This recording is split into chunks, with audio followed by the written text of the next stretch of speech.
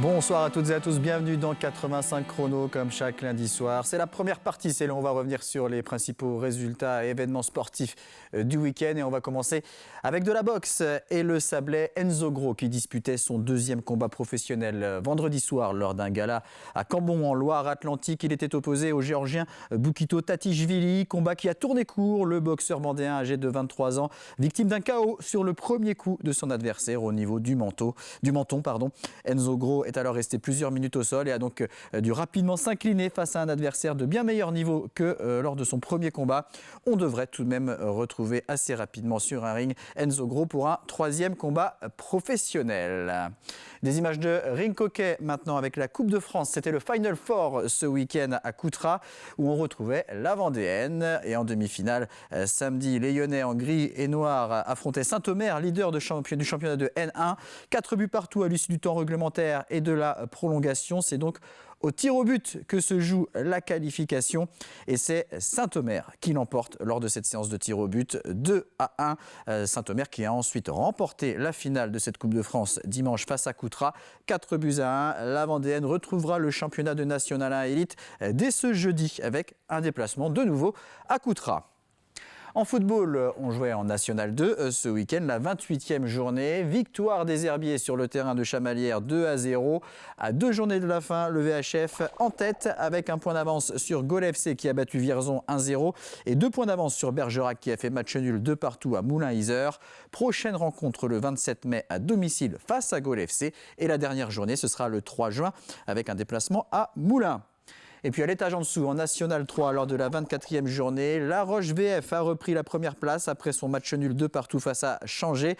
Chaland repasse deuxième après s'être incliné à domicile 1-0 face à Saint-Philbert. À noter la défaite de Fontenay à domicile face à Vertou 3-1. Fontenay 6e. Victoire de Pouzauges face au Poiré-sur-Vie 2-1. Le Poiré 8e, Pouzauges 13e. Et puis La Roche ESO s'est imposé à Beaucouzé. Le SO 11e au classement. Il reste 2 journées. La prochaine, ce sera samedi, avec notamment un déplacement à Laval pour La Roche VF, déplacement à Vertou pour Chaland et il y aura un derby entre Fontenay et le Poiré. Et à noter également que la Châtaigneraie, qui s'est imposée ce week-end 3-2 face au Sable TVEC, a validé sa montée en National 3. En handball, on jouait la 25e et avant-dernière journée en National 1 masculine. Pouzauges s'est imposé sur le terrain de Savigny 29-25. Il reste une seule journée et vous le voyez, avec 3 points de retard, le PVHB ne pourra pas atteindre la 10e place synonyme de maintien, même en cas de victoire lors de la dernière journée samedi prochain à domicile face au CPB Rennes. Rennes qui a battu Hennebont d'un petit but samedi soir. Toujours en handball, en National 1 féminine, c'était la 26e et dernière journée. Match nul, de La Roche-sur-Yon sur le terrain de Bruguière, 26 partout. Les Lyonnaises qui terminent 7e avec 11 victoires, 2 matchs nuls et 11 défaites. En National 3 masculine, il y a encore du suspense puisque lors de la 21e et avant-dernière journée, le Slam l'a emporté sur le terrain du RAC de Nantes 31-30. Le Slam est 12e et dernier mais peut encore se sauver car le Slam est à seulement 1 point du premier non relégable Saint-Gemme Angers. Et justement, le dernier match opposera samedi prochain le Slam à Saint-Gemme. Et puis en National 3 féminine, fin de saison également avec la 22e journée, une défaite des Herbiers face à Dreux-Vernouillet 31-26. Les Herbretaises terminent 11e avec 3 victoires, 1 nul et 18 défaites. En rugby, on jouait en Fédéral 3 ce dimanche, les 16e de finale aller et l'équipe du FCY se déplaçait à Romans-sur-Isère. Défaite, alors non c'est du tennis, on en parlera dans quelques instants. Défaite du FCY 21-20. Match retour dimanche au stade Henri Desgranges avec donc seulement un petit point de retard pour les Lyonnais. On rappelle que les vainqueurs de cette double confrontation valideront leur ticket pour la Fédérale 2. Et donc, on va revenir maintenant sur la 25e édition de l'Open de Vendée de tennis fauteuil. Ça se passait au Terre Noire à La Roche-sur-Yon de mercredi à dimanche. Et ce dimanche, on avait le droit au final simple hommes et femmes. Chez les hommes, on retrouvait le Français Stéphane Houdet face au Brésilien Daniel Rodriguez. Stéphane Houdet, ancien numéro 1 mondial et vainqueur de 4 grands chelem, avait dû batailler samedi en demi-finale face à l'Espagnol Martín de la Puente. Ce dimanche, en finale, il s'est imposé en 2-7, 6-3, 6-1 et il signe une double victoire à La Roche-sur-Yon puisqu'il a également remporté le tournoi de double avec Frédéric Cataneo. licencié à Saint-Hilaire-de-Riez, Stéphane Houdet n'était pas tête de série. Il a été suspendu des compétitions pendant une quinzaine de mois, reconnu coupable de négligence sur des contrôles antidopage. De retour sur les cours, il se projette désormais sur les Jeux paralympiques de Paris 2024. Chez les femmes, c'est la chinoise Zhenzhen Zhu qui l'a emporté en 3 manches face à la tête de série numéro 2, la Britannique Lucy Schuker. Score final 2-6, 6-4, 6-3. Zhenzhen Zhu qui était, elle, tête de série numéro 1. Les 2 femmes finalistes étaient associées en double et ont été battues en finale du double par le duo français Pauline Deroulède et Emmanuel Morche. On va écouter les réactions de Stéphane Houdet et de Zhenzhen Zhu au micro de Cédric Manet. C'était un match difficile. Il fallait gérer sa façon de frapper très très fort dans la balle très tôt. D'ailleurs, il mène 2-1. Et donc, je suis obligé de réfléchir à des plans. Et une fois que je l'ai eu trouvé, je pense que ça a bien fonctionné pour moi. Mais à tout moment, ça pouvait basculer. Il fallait rester prudent jusqu'au bout. C'est extraordinaire parce que en fait, je gagne en simple et en double. Et j'ai, avec cette petite, fait une pause pendant quelques mois. Donc, se retrouver à gagner à nouveau des doublés sur les tournois, simple et double, c'est de bon augure pour la suite. Préparer les Jeux de Paris. C'était une belle finale, difficile. J'ai dû penser de façon positive pour l'emporter et jouer toutes les balles à fond en frappant le plus fort possible. J'ai apprécié le tournoi et l'accueil. Et j'ai adoré la nourriture locale. Et ce 25e Open de Vendée de tennis fauteuil qui a attiré quelques-uns des meilleurs joueurs mondiaux de la discipline. Le spectacle était au rendez-vous. On va écouter le directeur du tournoi, Benoît Jamonot. C'est une grosse mécanique puisque c'est quand même un tournoi qui est classé ITF2. On accueille les meilleurs joueurs mondiaux.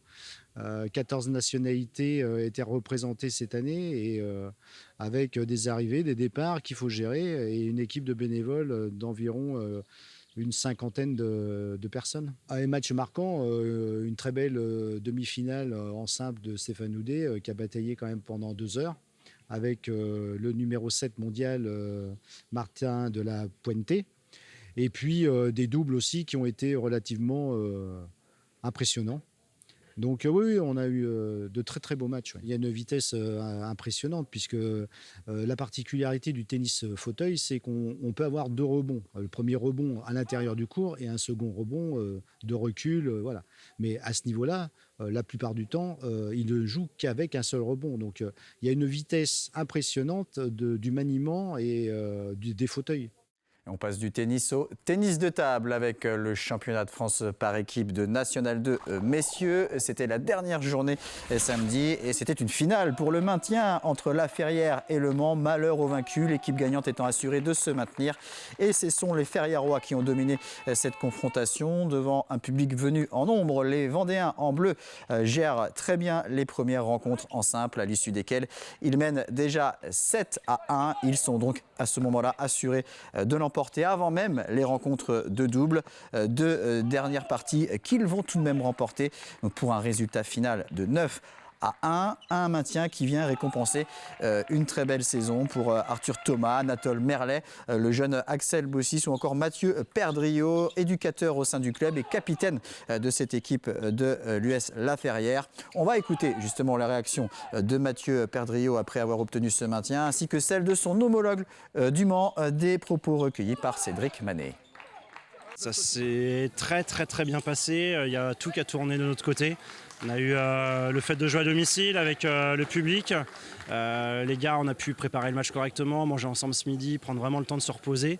Et je pense que l'esprit d'équipe a fait pour beaucoup. On est arrivé dès le début du match à fond en se disant qu'il fallait prendre l'ascendant tout de suite. Il fallait partir devant parce que si on faisait la course derrière, ça pouvait être compliqué. Et on l'a fait dès le départ où on gagne 3 matchs à la belle qui nous fait tourner à 4-0. Et après derrière on a réussi à terminer le travail, mais c'est incroyable, on aurait signé pour ça. C'est bien boutiqué sur la saison, personne ne pensait qu'on déjà en première phase on allait réussir à se maintenir. On a réussi des exploits sur des équipes en tirant des matchs nuls, en gagnant à la fin pour finir. Et là c'est pareil, tout le monde nous a dit que ça allait être compliqué, on a fait un changement dans l'effectif et puis au final tout s'est hyper bien déroulé, donc vraiment hyper content. On perd quand même 3 belles sur les 4 premiers matchs, donc ça nous met pas dans la bonne course et après chaque match était plus ou moins serré malgré que la Ferrière avait quand même un niveau de jeu plus élevé je pense. Ouais, alors évidemment c'est un match en jeu et après nous on a On a quand même 4 joueurs qui s'entraînent, moins je pense, qui s'entraînent 2-3 fois par semaine. Je pense qu'à la Ferrari, ils ont quand même des jeunes qui s'entraînent un peu plus. Et donc, à mon avis, il nous manquait quand même un peu de volume d'entraînement pour pouvoir rivaliser avec cette équipe. On est évidemment très déçus de retourner en National 3. Après, la Ferrari a été bien plus fort sur toutes les parties. On n'a rien pu faire, donc bravo à eux quand même. Et on regarde le classement final donc, de cette poule en National 2 messieurs de tennis de table. Les Ferriérois, avec 2 victoires et 5 défaites dans cette deuxième phase, ont donc réussi à laisser 2 équipes derrière eux, Valenciennes et Le Mans. Et ils joueront donc de nouveau en National 2 la saison prochaine.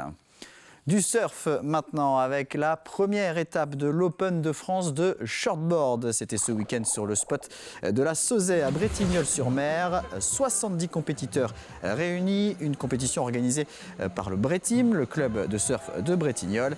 Et cette première étape a vu les surfeurs locaux briller chez les hommes. Victoire de Tristan Guilbault, licencié à Saint-Gilles-Croix-de-Vie.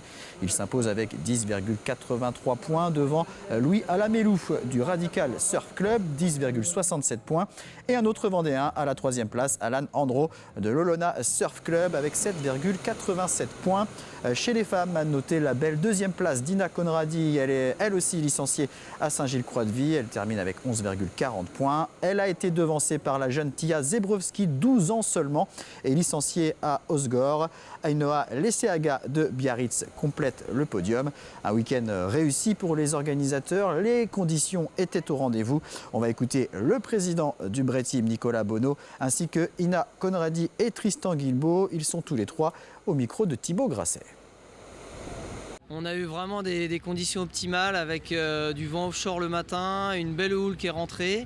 Et même là, en fin d'après-midi, le vent a tourné, mais les vagues étaient encore vraiment creuses. Ça faisait longtemps qu'il n'y avait pas eu une compétition avec des compétiteurs de haut niveau à la Sauzet. On a vu des belles figures, on a vu des air rivers, on a vu des beaux rollers. Et donc les surfeurs ont vraiment donné un beau spectacle. C'est vrai que c'est assez frustrant de finir comme ça, surtout que là on parle même pas de dernière minute, mais vraiment de dernière seconde. Elle s'est vraiment levée, je pense, sur le 5 avant que le bip sonne. Donc voilà, après c'est une petite qui arrive très très fort, elle a une technique incroyable. Donc je regrette rien, moi j'ai surfé, je me suis amusée, c'est aussi ça le principal. Et voilà, je termine avec une 2e place ce qui me convient très bien. Je suis très content d'avoir gagné forcément.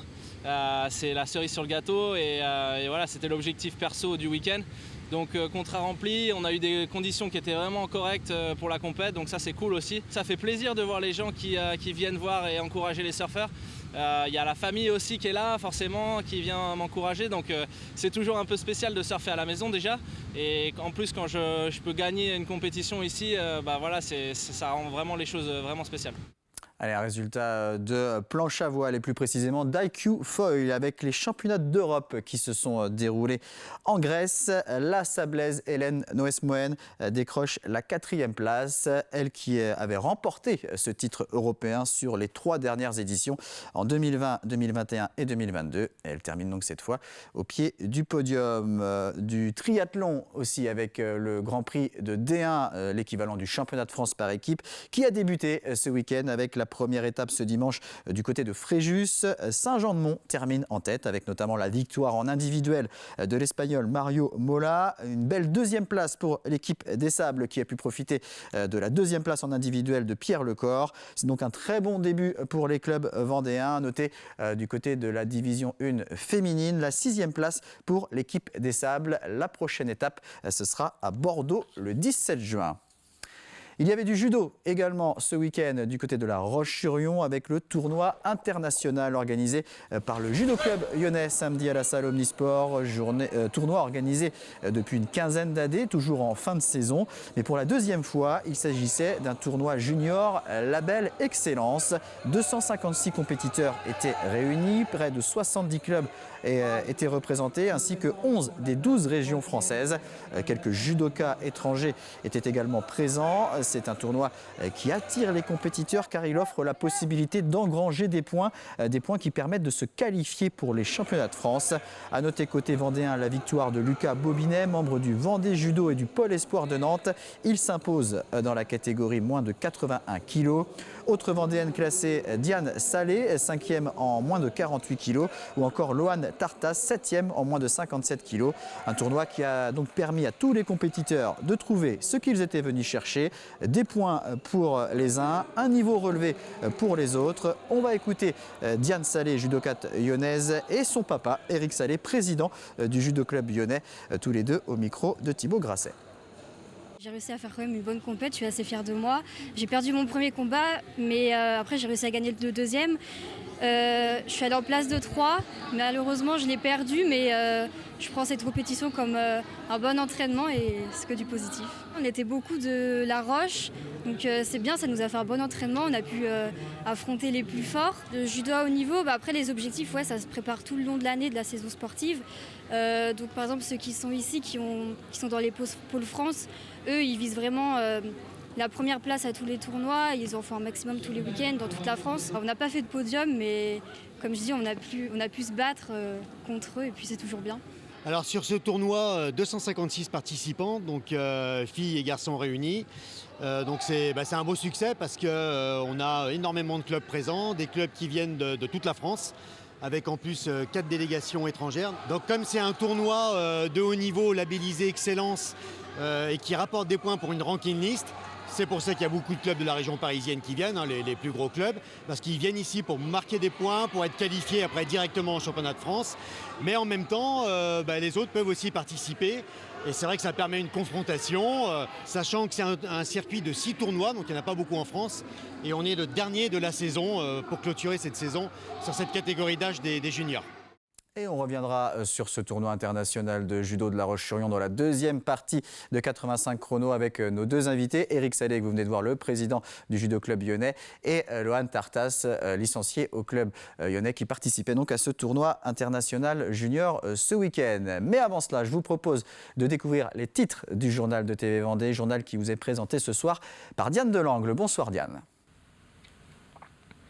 Bonsoir Aurélien, bonsoir à tous. À suivre dans votre édition du lundi 15 mai, nous parlerons de l'eau. Un Vendéen consomme en moyenne 100 litres d'eau par jour. C'est moins que la moyenne nationale qui monte à 149 litres. Mais comment garantir l'approvisionnement en eau sur le territoire? La réponse se trouve peut-être du côté des anciennes carrières. Explication dans ce journal.